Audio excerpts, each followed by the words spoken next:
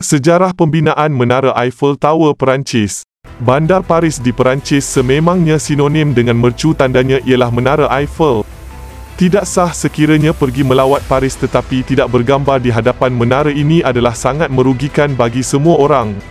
Menara ini juga merupakan tempat paling popular di Perancis dan Eropah dengan anggaran sebanyak 200 juta pelancong pernah melawatnya sejak menara ini dibuka bagi penduduk di seluruh dunia untuk melawatinya. Walau bagaimanapun, mungkin ramai yang tidak tahu akan kisah menarik dan sejarah mengenai pembinaan menara ini. Malah, suatu ketika dahulu cadangan pembinaan menara ini juga pernah ditentang oleh masyarakat setempat kerana ia dianggap akan mendatangkan keburukan bagi mereka. Terdapat juga pihak yang mencadangkan agar menara ini dirobohkan atas sebab-sebab tertentu. Tanpa membuang masa lagi, mari kita kenali sejarah pembinaan Menara Eiffel Tower Perancis.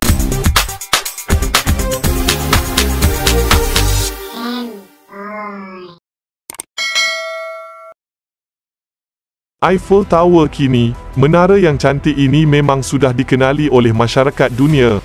Kecantikan menara ini menyebabkan Eiffel Tower mendapatkan banyak kunjungan dari berbagai warga negara. Banyak orang pergi ke menara ini untuk melihat bangunan dari monumen ini. Pada tahun 2015, Menara Eiffel dinobatkan sebagai monumen berbayar yang paling popular di dunia. Menurut data statistik, ada sekitar 6.91 juta orang luar yang mengunjungi menara ini pada tiap tahunnya. Secara keseluruhannya diperkirakan ada sekitar 250 juta orang yang sudah mengunjungi Menara Eiffel Tower ini. Angka tersebut diperoleh sejak pembukaan rasmi menara ini pada tahun 1889. Selain itu, diperkirakan juga ada sekitar 25.000 pengunjung yang naik ke atas Menara Eiffel setiap harinya. Menara Eiffel adalah menara yang paling tinggi. Akan tetapi, melalui ketinggiannya kita dapat melihat pemandangan keindahan kota Paris. Oleh kerana itu, di atas menara ini akan diletakkan teleskop yang membolehkan pengunjung untuk melihat kota Paris. Selain itu, untuk naik ke atas menara ini pula akan disediakan lift. Menjadi monumen yang berbayar paling banyak dikunjungi di dunia ini membuatkan hari mereka di sana sangatlah sibuk. Diperkirakan bahawa lift sudah menempuh jarak total sekitar 103.000 km pada tiap tahunnya. Hal itu setara dengan 2,5 kali mengelilingi bumi ini. Hal menariknya adalah dua lift yang memang digunakan sejak dahulu lagi masih beroperasi. Lift tersebut masih dijaga dan dipelihara dengan baik sampai sekarang. Idea asal pembinaan Menara Eiffel. Pada tahun 1880, Bandar Paris telah menjadi tuan rumah kepada sebuah ekspo sempena menyambut ulang tahun Revolusi Perancis yang ke-100 tahun. Lebih 100 orang peserta telah menghantar cadangan pelan pembinaan sebuah monumen untuk dibina di kawasan Champ de Mars yang terletak di tengah bandar Perancis. Daripada penyertaan yang dihantar, akhirnya Eiffel & Company iaitu sebuah syarikat konsultan dan pembinaan milik Gustave Eiffel telah dipilih sebagai pemenang. Walaupun beliau diberikan kredit sebagai orang yang mereka bentuk menara ini, tidak ramai yang tahu bahawa reka bentuk menara ini sebenarnya dihasilkan oleh Maurice Koechlin iaitu salah seorang juruteranya. Tujuan utama bagi pembinaan monumen ini adalah untuk Menara Eiffel Tower ini menjadi pintu masuk kepada pameran dunia. Dalam menghormati ulang tahun ke-100 Revolusi Perancis, Kota Paris menjadi tuan rumah dalam Exposition Universal yang diadakan pada tahun 1889. Dalam bahasa Inggeris, event tersebut dikenal dengan nama World's Fair.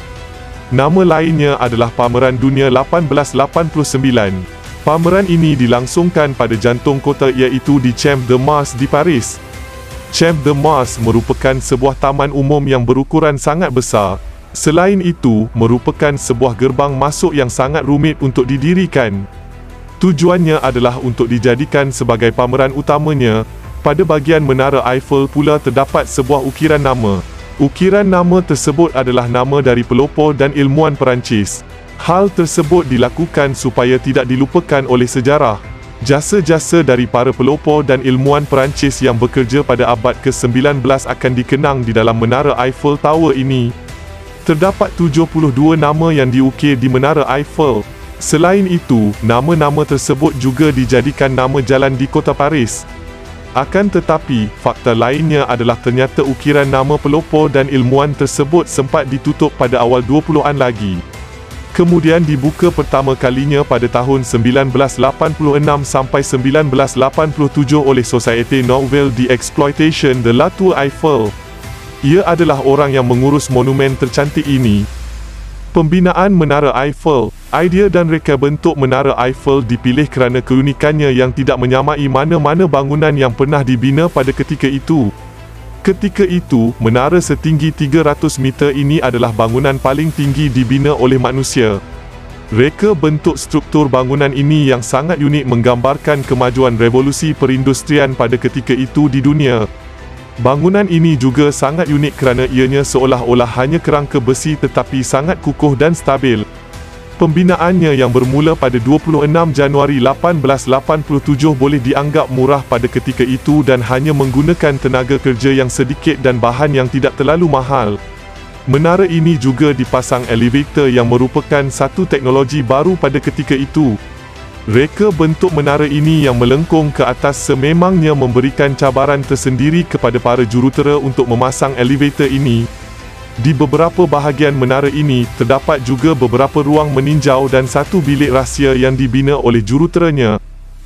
Penentangan terhadap pembinaan Menara Eiffel. Walaupun Menara Eiffel kini merupakan lambang kebanggaan Bandaraya Paris, tidak semua orang pada ketika itu bersetuju dengan cadangan pembinaan menara ini. Terdapat beberapa golongan yang menentang pembinaannya kerana berpendapat menara ini nanti akan merosakkan pemandangan Champ de Mars, iaitu sebuah kawasan taman yang menjadi tumpuan pelancong. Selain itu, pembinaannya juga turut ditentang kerana pandangan skeptikal bahawa menara yang berupa seakan-akan kerangka besi itu mampu disiapkan dan tidak akan mendatangkan masalah kelak. Walau bagaimanapun, atas sokongan penuh Edward Lockroy iaitu seorang menteri ketika itu, pembinaan menara ini diteruskan. Beliau percaya pembinaan menara ini akan memberikan impak positif kepada Perancis dan ternyata sangkaannya benar. Menara yang sangat indah ini adalah salah satu monumen yang sangat dicintai dunia.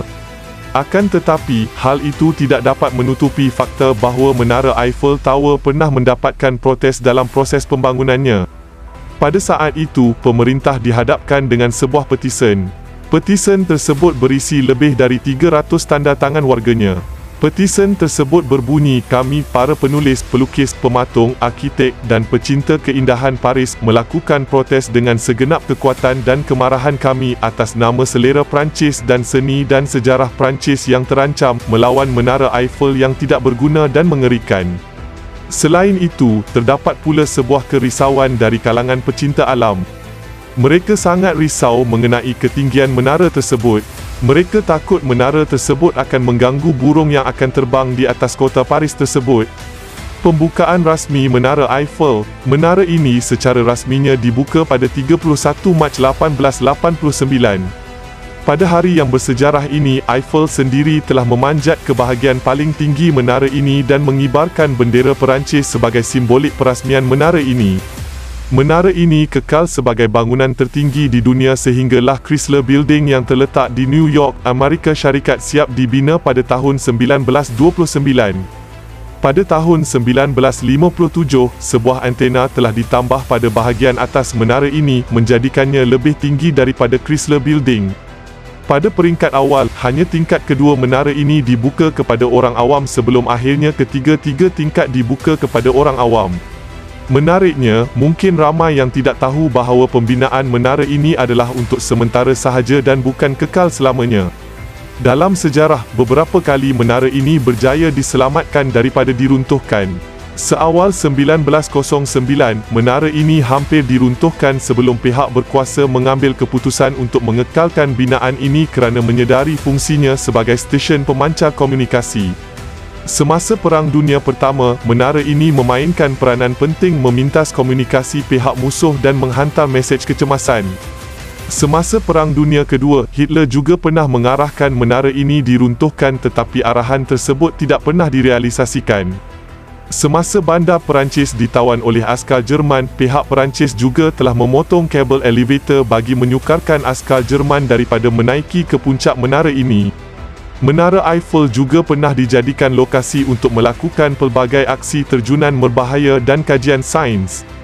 Pada tahun 1911, seorang saintis Jerman Theodor Wolff telah melakukan satu eksperimen menggunakan elektrometer untuk mengesan kadar radiasi yang lebih tinggi pada puncak menara ini berbanding kadar radiasi di bahagian bawah menara ini, seterusnya membawa kepada penemuan sinaran kosmik iaitu cosmic rays. Reka bentuk menara ini yang unik juga telah menjadi inspirasi kepada 30 replika dan binaan sepertinya di seluruh dunia. Kini, Menara Eiffel masih berdiri megah sebagai menara paling popular di dunia. Bagi memelihara ketahanan menara ini, ianya akan dicat setiap 7 tahun. Kira-kira 500 orang pekerja bertugas di sini di mana sebahagiannya bertanggungjawab menjaga keselamatan pelancong, bekerja di restoran, melakukan kerja-kerja penyelenggaraan dan sebagainya.